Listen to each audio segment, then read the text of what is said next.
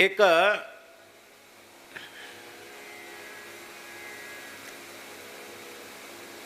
बात आती है,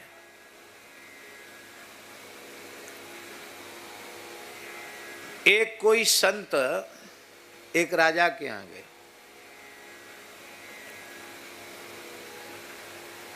उन्होंने राजा के सामने प्रस्ताव रखा कि या तो 12 वर्ष के लिए आप अपना राज्य हमको दे दो या अपना धर्म दे दो। हम दो चीजें मांगने आए हैं, या तो तुम 12 वर्ष के लिए अपनी राजगद्दी दे दो या अपना धर्म दे दो। तो राजा मुस्कुराया, उसने संत के चरणों में प्रणाम किया और बोला, राज्य आप ले लो, मैं धर्म नहीं दूंगा, और चल पड़ा। चलते चलते एक बगीचा मिला, उस बगीचे में वो रुका। उस बगीचे में देखा कि एक स्त्री है, वो बहुत सुंदरी है, रो रही है, और उस स्त्री के सामने एक घोड़ा है, बड़ा सुंदर घोड़ा है, उस पर बढ़िया जीन कसी हुई है। जीन जानते हो ना, घोड़ा की पीठ पर जो जीन कसी जाती है, जीन कसी हुई है। राजा ने कहा कि देवी तुम क्यों रो रही हो, तुम कौन हो? उस देवी ने कहा कि संसार में मेरा कोई नहीं है, मैं इस निर्जन वन में अकेली पड़ी हुई हूँ, ये घोड़ा मेरा है। आप धर्मात्मा पुरुष मालूम पड़ते हैं, आप मुझे अपना आश्रय दे दो। राजा को दया आ गई, राजा ने उस स्त्री को आश्रय दे दिया। अब आश्रय देने वाले की सब भरण पोषण सब व्यवस्था करनी चाहिए। तो घोड़ा जीन कसा तो तैयार था ही। राजा घोड़े पर बैठा, उस स्त्री को घोड़े पर बिठाया और शहर में गया। बोले यहाँ रहो। बोले कहाँ रहेंगे, किसके घर में रहेंगे?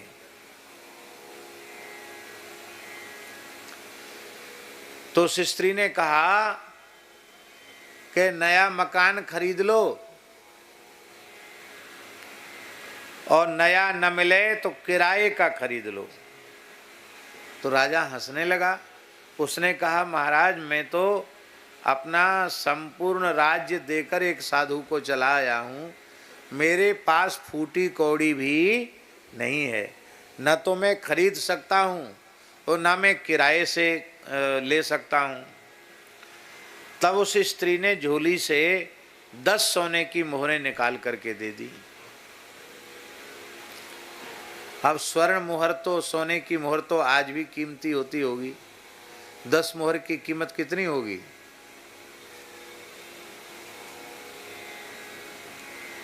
क्या 7-8 लाख रुपए होगी, ऐसा बता रहे हैं।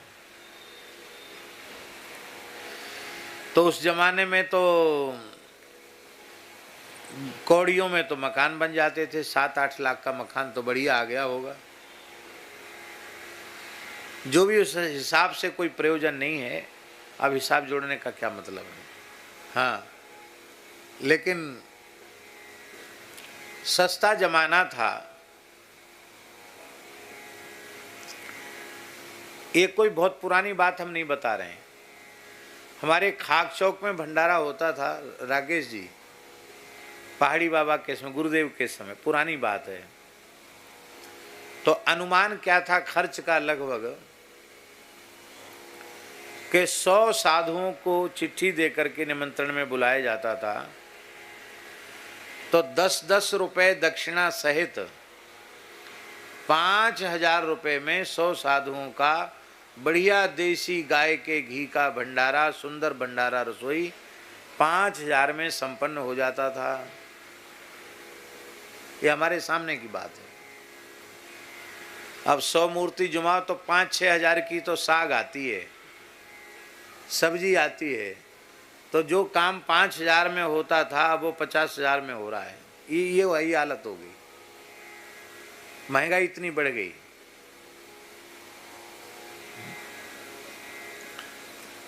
आजकल वृंदावन में इतनी भूमि महंगी हो गई रुक्मिणी विहार सुना है? वृंदावन में शुरुआत में 50 रुपए गज में भूमि थी। वहां कितना? 50 रुपए गज में कोई लेने वाला नहीं था।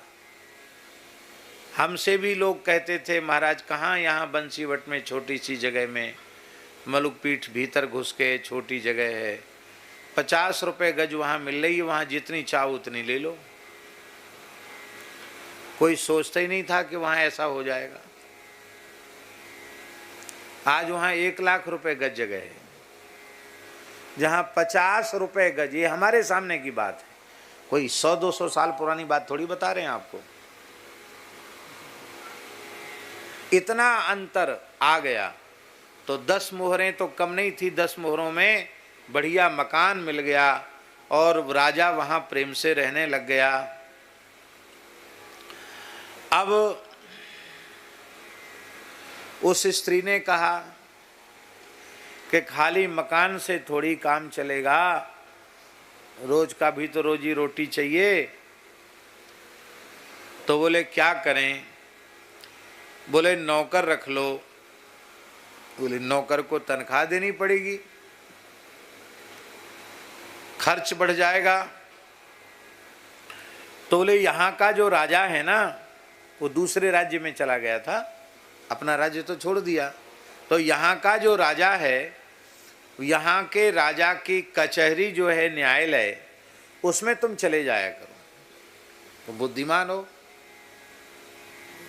जानते हो फैसले देना, तो वहाँ सलाह देने का काम किया करो, उससे कुछ पैसा तुमको मिल जाएगा, उससे गुजारा चलेगा। अब वो जाकर वहाँ सलाह देने लग गया। अब तो बहुत जल्दी जल्दी पुराने जटिल जो केस थे वो भी सुलझने लग गए और उत्तम से उत्तम न्याय होने लग गया। तो वहाँ का जो राजा था उसको बड़ा आश्चर्य हुआ कि हमारे कचहरी में तमाम वाद प्रतिवाद लंबे समय से चलते रहते थे, सुलझते ही नहीं थे। अब तो झगड़े ही सब समाप्त होने वाले हैं। इतने बढ़िया न्याय, इतनी बढ़िया ये ऐसा कैसे हो जाता है? तो कहा महाराज एक व्यक्ति रोज आता है, वो किसी से कुछ लेता नहीं है, कोई हठपूर्वक उसको कुछ दे दे तो भले ही कुछ ले ले, लेता नहीं है, कोई फीस नहीं है उसकी, पर वो इतनी बढ़िया सलाह देता है, उससे न्याय बहुत अच्छा हो रहा है। तो राजा ने उस व्यक्ति को, उस राजा को बुलाया और बुला करके बोले हमारे कोई पुत्र नहीं है, हम तो इसी चिंता में थे कि योग्य उत्तराधिकारी कहाँ मिले, इतना न्यायवादी व्यक्ति कहाँ मिलेगा। उसने ब्राह्मणों को बुलाकर उसके मस्तक पर मुकुट धर दिया और बोले तुम ही अब यहाँ के राजा हो, मैं तो वन में भजन करने जाऊँगा। वो राजा तपस्या करने चला गया। अब उस स्त्री ने कहा कि देखो अब राजा बन गए हो तो कुछ काम करो। तो उसने कहा कि क्या काम करूं? बोले पूरे नगर को पहले सुंदर भोजन कराओ, न्योता दिलाओ।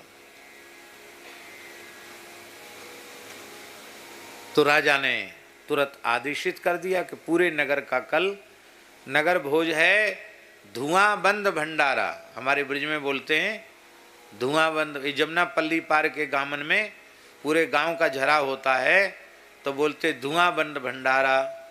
एक गांव में हम गए, जमुना पल्ली पार अपनो स्थान है खाक चौक का, राधा गोपाल मंदिर रुदायन में।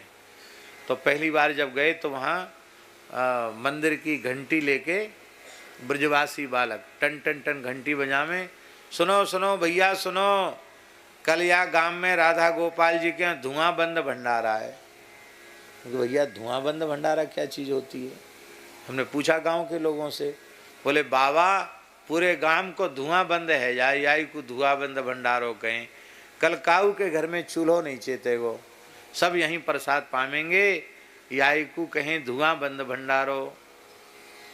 तो राजा ने धुआं बंद भंडारा का न्योता दे दिया। अब पूरा नगर आकर के अपने अपनी व्यवस्था अवस्था के अनुसार बैठ करके सब प्रसाद पाने लग गए। राजा को बड़ा आश्चर्य हुआ कि देवता लोग परोस रहे। इंद्र, कुबेर, वरुण ये सब परोसने में लगे हुए हैं, आतिथ्य कर रहे हैं। तो राजा को बड़ा भारी आश्चर्य हुआ। राजा पहचान गए तो सब देवता हैं। जैसे ही निकट गया देवता अंतर्धान हो गए।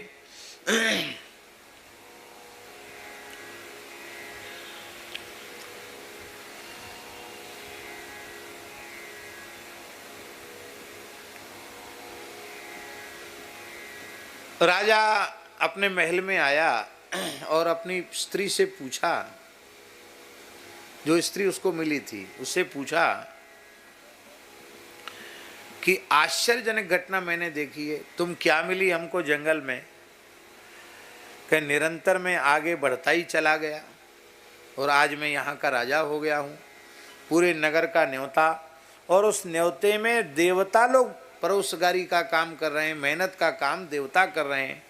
बड़ा आश्चर्य है, ये क्या चमत्कार है, मेरी समझ में नहीं आ रहा है। उस स्त्री ने कहा कि आपने किसी साधु बाबा को राज्य दिया था, उसका समय पूरा हुआ कि नहीं हुआ? तो राजा ने कहा आज 12 साल पूरे हो रहे हैं, बस एक दिन है, आज शाम तक 12 साल पूरे हो जाएंगे। तो इसलिए जाओ, आज तुम्हारा समय पूरा है, अब तुम घोड़े पर चढ़ के भी जाओगे तो शाम तुमको हो जाएगी, तो तुमने जो अवधि दी थी वो पूरी हो जाएगी, तुम अपना राज्य वापस ले लेना। यह सुन करके राजा ने कहा कि मैं अब घर नहीं जा सकता। क्यों? बोले इसलिए नहीं जा सकता क्योंकि मैंने तुमको आश्रय दिया है, तुमसे बिना पूछे तुमको छोड़कर मैं नहीं जा सकता। तो वह स्त्री बड़ी जोर से खिलखिलाकर हंसी और हंसकर उसने कहा कि अरे तुम मुझे स्त्री समझ रहे हो?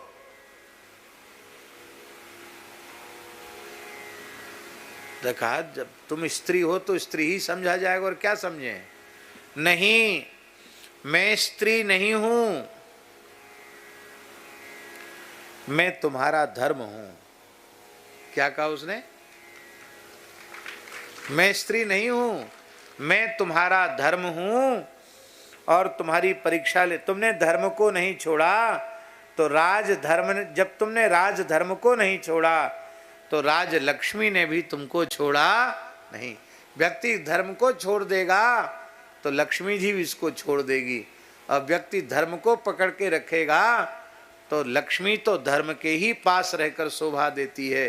धर्मनिष्ठ व्यक्ति के पास शोभा होती लक्ष्मी की। जिम सुख संपत्ति बिनहि बुलाए, धर्मशील पहीं जाए सुहाए। इसका अर्थ ये नहीं है कि धर्मशील जो नहीं है उनके पास धन नहीं होता, उनके पास भी धन होता है, पर धर्मशील पहीं जाए सुहाए। शोभायमान धर्मशील व्यक्तियों के पास ही धन होता है। जो धर्मशील नहीं होते उनका धन न उनके काम आवे न उनके परिवार के काम आवे। उनमें तमाम तरह के दोष दुर्गुण पैदा करके कुल खानदान सहित नरक ले जाने के लिए धन आता है उनके पास। धर्मनिष्ठ व्यक्तियों के पास जो धन आता है वो सेवा के लिए आता है, धर्म लाभ के लिए आता है। ये समझा कर वह स्त्री अंतर्धान हो गई और राजा ने देखा कि मैं तो अपने सिंहासन पर बैठा हुआ हूँ। बोलो भक्तवत्सल भगवान की जय। इसी को कहते धर्मो रक्षति रक्षिता। जो धर्म की रक्षा करता है धर्म उसकी रक्षा करता है। मनुष्य सब कुछ त्याग दे पर उसे अपना धर्म त्यागना नहीं चाहिए। श्री सीताराम प्रतिदिन सत्संग एवं दर्शन के लिए श्री महाराज जी के ऑफिशियल चैनल को जरूर सब्सक्राइब करें।